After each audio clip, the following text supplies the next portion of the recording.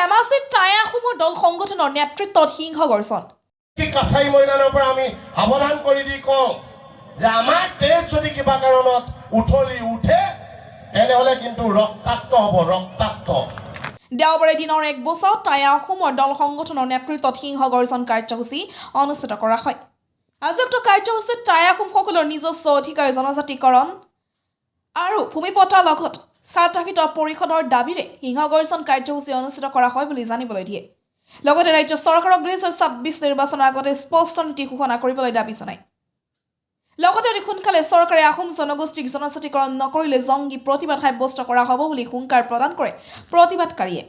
কাছাৰী ময়দানৰ পৰা আমি সাৱধান কৰি দি কওঁ যে আমাৰ তেজ যদি কিবা কাৰণত উঠলি উঠে তেনেহ'লে কিন্তু ৰক্তাক্ত হ'ব ৰক্তাক্ত এই পৰিৱেশ আমি সৃষ্টি কৰিব বিচৰা নাই এই পৰিৱেশ সৃষ্টি কৰিবলৈ আমাক বাধ্য নকৰিব আমি এনেই কৈ নাথাকো আছে হেন্নাং লোৱা নাই ললে হেন্নাং ৰক্ষা নাই বুলি আমি এনেই নকওঁ আছে ৰাখিছোঁ কাৰণ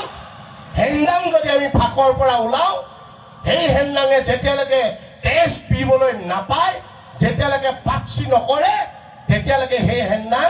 ঘূৰি ফাকত নোসোমায় আৰু সেইকাৰণে আমি হেন্নাং উলিওৱা নাই এই কথাবিলাক গুৰুত্ব দিব ছাত্ৰ সন্থা জিন্দাবাদ